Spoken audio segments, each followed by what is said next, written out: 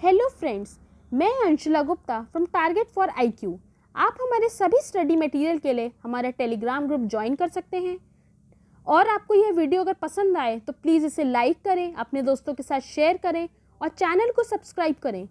हमारे यहाँ पर जुडिशरी और अपर पीसीएस प्रीलिम्स और मेंस एग्जामिनेशन के लिए बहुत सारे पेड कोर्सेज भी अवेलेबल हैं, जो कि प्री और मेंस का पूरा मटेरियल प्रोवाइड कराते हैं हिंदी और इंग्लिश लैंग्वेजेस में। आप इन सभी कोर्सेज की जानकारी के लिए हमारे यहाँ स्क्रीन पर दिए गए व्हाट्सएप नंबर पर भी कांटेक्ट कर सकते हैं।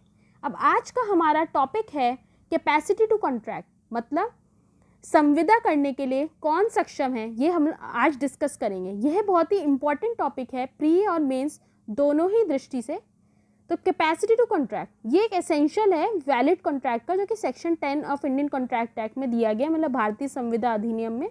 इसके बारे में इसको जो डिफाइन करता है वो सेक्शन 11 करता है, जो यह कहता है कि every person is competent to contract, जो कि मेजॉरिटी एज का हो, मतलब 18 साल से 18 वर्ष का हो या 18 वर्ष से अधिक की उम्र का हो, जो कि साउंड माइंड का हो, मतलब स्वस्थ मन का हो, या फिर किसी लॉ से डिस्क्वालीफाइड ना हो, जो भी लॉ उस पर अप्लाई होता हो। तब सबसे पहले हम समझेंगे attaining the age of majority. India में जो मेजॉरिटी की एज है वो डिफाइंड है 18 वर्ष। ये किसके हिसाब से कही गई है? इंडियन मेजॉरिटी एक्ट हमें बताता है इसके लिए। तो अगर कोई व्यक्ति 18 वर्ष से कम आयु का है तो वह माइनर कहलाता है। लेकिन अगर किसी व्यक्ति के लिए या उसकी प्रॉपर्टी के लिए गार्जियन अपॉइंट करा गया है तो वो अपने डिसीजन, मतलब वो कब मेजर होगा? 21 वर्ष की आयु में होगा। तो अब यहाँ पर जो सबसे इम्पॉर्टेंट है वो ये है कि कोई भी कॉन्ट्रैक्ट अगर माइनर के द्वारा किया गया है तो वो वॉइड एब इनिशियो होता है। वॉइड एब इनिशियो मतलब कि वो एग्जिस्टेंस में ही नहीं है शुरुआत से ही। तो इसको अब हम एक एग्जाम्पल से समझते हैं। तो अगर कोई माइनर, मतलब जो कि 18 वर्ष से कम आयु का है, तो वो एक कॉन्ट्रैक्ट में एंटर करता है, तो वो उसके लिए कोई रेटिफिकेशन, मतलब कोई हामी नहीं दे सकता मेजॉरिटी में, मतलब 18 वर्ष का होने के बाद भी, क्योंकि जब वो 18 वर्ष से कम आयु का था तब भी वो कॉन्ट्रैक्ट वैलिड नहीं था, क्योंकि जो यहाँ पर सबसे इम्पॉर्टेंट है कि वह संविदा करने के लिए सक्षम ही नहीं था। तो इसलिए वह इस कॉन्ट्रैक्ट को 18 वर्ष का होने के बाद भी उसके लिए हामी नहीं दे सकता। अब इसके लिए बहुत ही इंपॉर्टेंट केस है मोहरी बीवी वर्सेस धर्मोदास घोष का। यहाँ पर जो प्लेंटिफ है धर्मोदास घोष, जब वो माइनर थे, मतलब 18 वर्ष से कम आयु के थे, उन्होंने अपनी प्रॉपर्टी गिरवी रखी साहूकार के पास, जो कि ब्रह्मदत्त जी थे, मनी लेंड, कुछ पैसे उधार लेने के लिए 20,000 रुपये सिक्योर कराने के लिए उन्होंने अपनी प्रॉपर्टी गिरवी रखी। और लेकिन जब उस टाइम पर ये ट्रांजैक्शन हुई तो जो ब्रह्मदत्त जी के एजेंट थे उनको ये पता था कि जो धर्मोदास घोष हैं वो 18 वर्ष के नहीं हैं। तो बाद में जब फिर प्लेंटिफ ने, मतलब धर्मोदास घोष ने डिफेंडेंट को स्यू करा अपनी प्रॉपर्टी वापस लेने के लिए, ये डिक्लेयर करने के लिए कि वो बच्चे हैं, मतलब 18 वर्ष से कम आयु के हैं, और इसलिए यह कॉन्ट्रैक्ट कैंसिल कर देना चाहिए। फिर कोर्ट ने इसमें यह हेल्ड करा कि, और उन्होंने यह बोला कि जो ये मॉर्गेज है, मतलब जो धर्मोदास घोष, उन्होंने ये बोला कि ये जो कॉन्ट्रैक्ट है ये वॉइड होगा सेक्शन 2, सेक्शन 10 और सेक्शन 11 भारतीय संविदा अधिनियम के हिसाब से। सेक्शन 2 हमें बताता है डेफिनेशन क्लॉज है, तो यह हमें वॉइड एग्रीमेंट की डेफिनेशन बताता है, वैलिड कॉन्ट्रैक्ट की डेफिनेशन बताता है। सेक्शन 10 हमें एसेंशियल्स बताता है किसी भी वैलिड कॉन्ट्रैक्ट के, और सेक्शन 11 हमें यह बताता है कि संविदा करने के लिए कौन कौन सक्षम है। तो यहाँ पर प्रिवी काउंसिल ने यह हेल्ड करा कि जो कॉन्ट्रैक्ट धर्मोदास घोष द्वारा एंटर किया गया था वो स्टार्टिंग से ही वॉइड था, और इसमें प्रोविजंस ऑफ जो भी सेक्शन 11 के प्रोविजंस हैं वो अप्लाई होंगे। लेकिन इस बात के कुछ एक्सेप्शंस हैं, मतलब माइनर का एग्रीमेंट वॉइड होता है एब्सोल्युटली, लेकिन इसके कुछ एक्सेप्शंस हैं जो कि माइनर के फ़ायदे के लिए रखे गए हैं। पहला, सेल, मॉर्गेज या कॉन्ट्रैक्ट कुछ भी माइनर के अगर फेवर में है तो, मतलब माइनर वैसे तो कॉन्ट्रैक्ट करने के लिए इनकॉम्पिटेंट है, लेकिन अगर कोई इस कॉन्ट्रैक्ट इस तरह से एंटर किया जाता है कि उसके सिर्फ बेनिफिट्स माइनर को मिले, तो वह कॉन्ट्रैक्ट वैलिड होगा, क्योंकि उसे माइनर को कुछ देना नहीं पड़ रहा है, उसको बस बेनिफिट्स मिलेंगे, मतलब उसको उसके कुछ फ़ायदे मिलेंगे। तो अगर कोई ट्रांसफ़र है सेल से या मॉर्गेज से जो कि माइनर के फेवर में है तो वो वैलिड होगा। या फिर कोई भी कॉन्ट्रैक्ट एंटर किया गया है किसी गार्जियन के द्वारा, मतलब नेचुरल गार्जियन या फिर कोर्ट के द्वारा रखे गए गार्जियन से माइनर के बिहाफ पे एंटर किया गया है टू परचेज प्रॉपर्टी माइनर के नाम पर, तो ऐसे कॉन्ट्रैक्ट्स भी वैलिड होंगे। अब इसका सेकेंड एक्सेप्शन है कि माइनर वैसे तो पार्टनर नहीं बन सकता है पार्टनरशिप फर्म का, लेकिन उसको बेनिफिट्स मिल सकते हैं उस पार्टनरशिप फर्म के, मतलब कुछ भी जो फ़ायदे होंगे मॉनेटरी, मतलब पैसों वाले या किसी भी तरह के, तो वो उसको मिल सकते हैं, लेकिन उसको हम पर्सनली लायबल नहीं कर सकते किसी भी चीज़ के लिए। यह बात section 30 of Indian partnership act में भी दी गई है। फिर एक है स्पेसिफिक परफॉर्मेंस। माइनर का एग्रीमेंट वैसे तो वॉइड होता है, लेकिन कोई भी कॉन्ट्रैक्ट अगर एंटर किया गया है माइनर के फ्रेंड के द्वारा या गार्जियन के द्वारा उसके एस्टेट के लिए, माइनर के बेनिफिट के लिए, तो उनको स्पेसिफिकली कोर्ट एनफोर्स करा सकता है, क्योंकि वो माइनर के फ़ायदे के लिए है। सिंपल सी बात हमें ये समझनी है। कोई भी इसमें बस एक्सेप्शन वही है जो भी माइनर के बेनिफिट के लिए किया गया है, फिर चाहे वो कोई सेल हुआ हो, मॉर्गेज हुआ हो, वो किसी पार्टनरशिप फर्म में एंटर करे, या कोई कॉन्ट्रैक्ट का सिंपल स्पेसिफिक परफॉर्मेंस हो।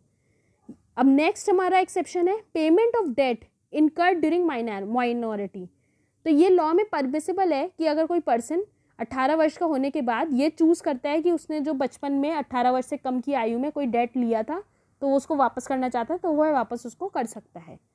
अब इसका नेक्स्ट एक्सेप्शन है नेसेसरीज, जो कि बहुत ही इंपॉर्टेंट है।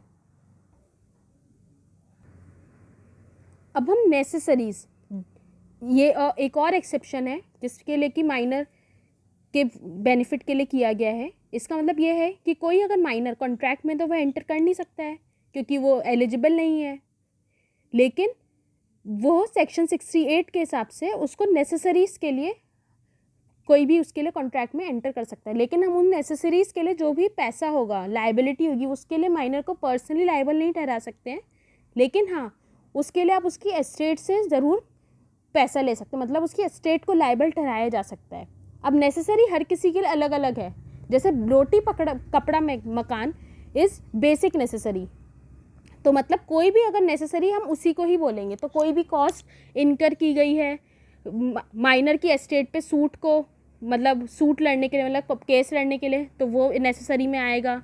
कोई भी डिक्री के एग्जीक्यूशन के लिए लोन लिया गया है तो वो नेसेसरी में आएगा, जो कि माइनर की एस्टेट से रिलेटेड है। या कोई बुल ख़रीदा गया या एग्रीकल्चर अप्लाइंस ख़रीदा गया है माइनर की, उसके लिए माइनर की एस्टेट से को लायबल ठहरा सकते हैं। या फिर कोई माइनर के घर पे कोई रिपेयर वर्क हुआ है या फिर उसके ज़रूरी कपड़ों के लिए, तो वो नेसेसरी में आएगा। अब क्या चीज़ें नेसेसरी नहीं है, तो पहला एक्सपेंसेस इनकर्ड माइनर की शादी कराने के लिए, जो कि गैर कानूनी है चाइल्ड मैरिज रिस्ट्रेंट एक्ट 1929 के हिसाब से, this is not a necessary. दूसरा, कोई भी तीर्थ यात्रा के लिए किया गया खर्चा। तीसरा, इंश्योरेंस प्रीमियम के लिए किया गया खर्चा, जो कि है माइनर के लिए बट ये नेसेसरी नहीं है। अब एक और यहाँ पर डॉक्ट्रिन है जो कि बहुत ही इंपॉर्टेंट और एग्जिस्टेंस में है, ये इंग्लिश लॉ की है, इक्विटेबल डॉक्ट्रिन ऑफ रेस्टिट्यूशन। इसका मतलब है कि अगर माइनर किसी की प्रॉपर्टी फ्रॉड, मतलब गलत तरीके से अपनी एज को गलत दिखाते हुए ले लेता है, तो वह उसको ऑर्डर करा जा सकता है कि वो उस प्रॉपर्टी या उस सामान को वापस कर दे, रिस्टोर कर दे उसी पर्सन को जिसका कि वो है। तो this is called equitable doctrine, और इसके लिए इंपॉर्टेंट केस है लेस्ली वर्सेस शील का। अब यहाँ पर जो हमने इंपॉर्टेंट पॉइंट्स देखे हैं वो यही है, इक्विटेबल डॉक्ट्रिन। ऑल्दो माइनर जो है किसी भी चीज़ के लिए लायबल नहीं ठहराया जा सकता, लेकिन अगर माइनर ने अपनी एज को मिसरिप्रेजेंट करके किसी का सामान ले लिया है तो वह उसके लिए उसको वापस करना पड़ेगा उसी पर्सन को, मतलब कोई गुड है या कोई इमूवेबल प्रॉपर्टी है, कुछ भी है अगर तो। लेकिन ये चीज़ केवल गुड्स के केस में अप्लाई होगी, सर्विसेज वगैरह के केस में अप्लाई नहीं होगी। फिर एक इसमें बहुत ही इंपॉर्टेंट कॉन्सेप्ट है एस्टॉपल का, जो कि section 115 of Indian evidence act में दिया गया है। इसका मतलब ये है कि अगर कोई माइनर फॉल्सली रिप्रेजेंट करता है कि वो मेजर है और कोई लोन ले लेता है, कोई कॉन्ट्रैक्ट में एंटर करता है, तो यहाँ पर रूल ऑफ एस्टॉपल माइनर पे अप्लाई नहीं होगा। मतलब एस्टॉपल का मतलब होता है कि आपने कुछ भी ऐसे दिखाते हुए कि आप किसी के सबऑर्डिनेट हैं, या फिर ये दिखाते हुए कि आप मेजर है, मतलब 18 वर्ष के हैं और आपने कोई काम करा है, तो यहाँ पे रूल ऑफ एस्टॉपल है। तो ये माइनर के केस में अप्लाई नहीं होता है, ये मतलब अलग अलग चीज़ों में अलग अलग तरह से अप्लाई होता है। तो रेटिफिकेशन, लेकिन माइनर का कॉन्ट्रैक्ट क्योंकि वॉइड है, तो इसका मतलब ये नहीं है कि वो मेजर होने के बाद 18 ईयर्स का होने के बाद उसको मानेगा ही, ये उसके लिए ऑप्शनल है, वो इसको चूज़ कर भी सकता है और नहीं भी। अब जो कि नेक्स्ट एसेंशियल है सेक्शन 11 का, पर्सन्स ऑफ अनसाउंड माइंड, इसके बारे में सेक्शन 12 में दिया गया है। वो यह कहता है कि अगर कोई पर्सन यूजुअली स्वस्थ मन का नहीं रहता है लेकिन कभी कभी वो स्वस्थ मन का रहता है, तो वो उस टाइम पे कॉन्ट्रैक्ट कर सकता है जब वो स्वस्थ मन का होता है, और जब वो अनसाउंड माइंड का है तब वो किसी भी कॉन्ट्रैक्ट में एंटर नहीं कर सकता। या फिर कोई पर्सन जनरली स्वस्थ उसका मन रहता है लेकिन कभी कभी उसका मन अस्वस्थ रहता है, तो वह उस टाइम पे कॉन्ट्रैक्ट में एंटर नहीं कर सकता जब उसका मन स्वस्थ नहीं है, क्योंकि ऐसा इंसान फिर सही डिसीजन नहीं ले पाएगा, उसको समझ में ही नहीं आएगा कि कॉन्ट्रैक्ट के में जो भी उसके पॉइंट्स हैं तो उसको समझ में नहीं आएंगे, तो वो उसको उन पॉइंट्स की वजह से वो गलत कॉन्ट्रैक्ट्स में भी एंटर कर सकता है। तो सेन मैन जो कि सही है, उसको उसकी तबीयत ठीक है, वो जो कि उस ड्रंक नहीं है, तो he can understand the contract और एक रेशनल डिसीजन, सही डिसीजन ले सकता है कि कोई भी काम जो वो करने जा रहा है वो उसके इंटरेस्ट, उसके फ़ायदे के लिए है या नहीं है। तो अगर वह ड्रंक है या किसी भी इस तरह की स्थिति में है तो वह कॉन्ट्रैक्ट में एंटर करने के लिए एलिजिबल नहीं है। अब persons of drunkard, so section 12 यही कहता है कि अगर कोई इंसान ड्रंक किया हुआ है, जो कि कभी कभी करता है या हमेशा भी कर रखता है, तो जब वो ड्रंक नहीं है तो वह उसी अवस्था में ही कॉन्ट्रैक्ट में एंटर कर सकता है। तो अब हमारा सेक्शन 11 का तीसरा पॉइंट था, जो पर्सन्स लॉ से डिस्क्वालीफाइड हों कॉन्ट्रैक्ट में एंटर करने के लिए, तो किसी भी कॉन्ट्रैक्ट किसी भी लॉ के हिसाब से, तो ऐसे लोग कॉन्ट्रैक्ट में एंटर नहीं कर सकते हैं। इसका एग्जांपल है कि माइग्रेंट फ्रॉम बांग्लादेश या पाकिस्तान जो कि इंडियन टेरिटरी में रह रहे हैं या फिर विदाउट वीज़ा रह रहे हैं, मतलब गलत तरीके से घुस गए, या फिर विजिटिंग वीज़ा के बेसिस पे, तो ऐसे लोग डिस्क्वालीफाइड हैं अगर लॉ से, इंडियन लॉ के हिसाब से, तो वो किसी भी कॉन्ट्रैक्ट में, उनके साथ आप कॉन्ट्रैक्ट में नहीं एंटर कर सकते, ना ही वो कॉन्ट्रैक्ट में एंटर कर सकते। या फिर किसी इंसान का दिवालिया निकल गया, मतलब इंसॉल्वेंट है, तो वह भी इनकॉम्पिटेंट है कॉन्ट्रैक्ट में एंटर करने के हिसाब से, इंसॉल्वेंसी लॉस के अकॉर्डिंग, क्योंकि उसके पास पैसे ही नहीं होंगे तो वो कंसिडरेशन कहाँ से देगा, तो वह इंसान भी कॉन्ट्रैक्ट में एंटर नहीं कर सकता। आई होप आपको यह समझ में आ गया होगा कि कॉन्ट्रैक्ट करने के लिए कौन कौन एलिजिबल है, मतलब कैपेसिटी टू कॉन्ट्रैक्ट, कि आपके कॉन्सेप्ट्स और क्लियर हो गए होंगे। Please do refer the bare app for more clarity while watching the videos. Please stay at home and stay safe, and don't forget to like, share and subscribe this video. And for any doubts, do post your questions in the comments below. Thank you.